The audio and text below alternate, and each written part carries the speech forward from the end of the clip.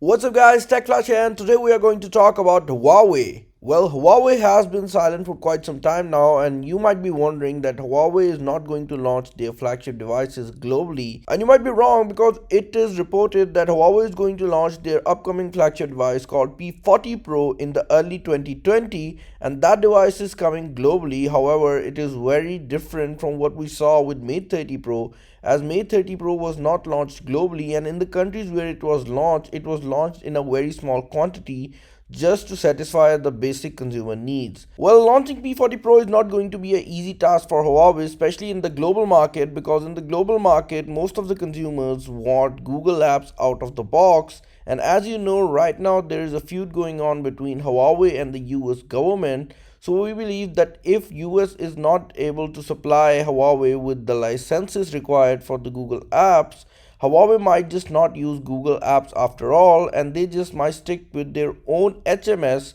which is basically a Huawei version of GMS, and the services provided in HMS are not still proven, so I can't say anything about them. However, it will be interesting to see how Huawei launches P40 in the global market. Now, coming back to the cell phone itself, P40 Pro is going to be a monster of a device, as it is going to be the successor of highly successful devices which include P30 and P30 Pro. P30 series was a very successful series for Huawei, and that is the reason why Huawei might be able to launch their P40 in the global market, because they don't want to lose those sales out to other brands.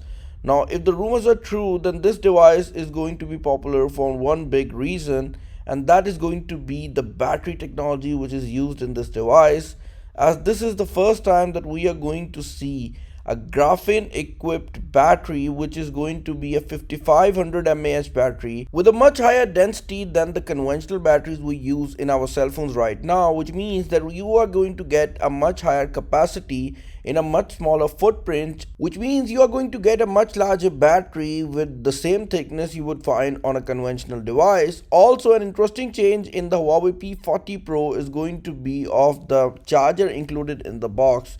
You see, with P30 Pro, we saw a 40-watt charger, which was basically introduced with Mate series, but now it's time for Huawei to finally upgrade it, as the other market competitors are providing much higher speeds. So they are going to include a 50-watt fast charger, which will increase the speed of charging to 45 minutes from 0 to 100, which basically means that this is going to be blazing fast when it comes to fast charging.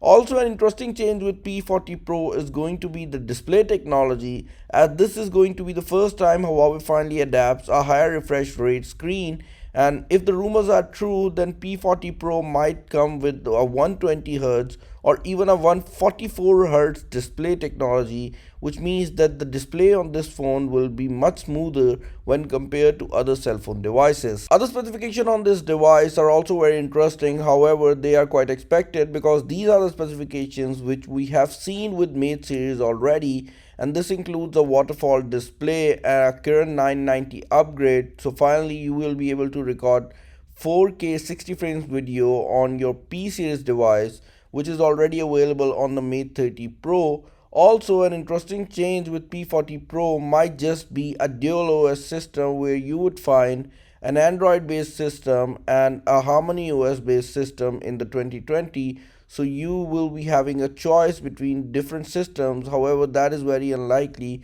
considering the fact that Huawei is trying to launch this device as soon as possible. Now, I want to know what are your thoughts regarding P40 Pro, and if the new rumor mill is true, do you believe that this is going to be the device that you are going to buy in the future? Also, do let me know what are your thoughts regarding GMS, and how much do you rely on Google for all the services that you use. And if you're new to the channel, do subscribe and like this video, and I'll catch you in the next one. Till then, goodbye.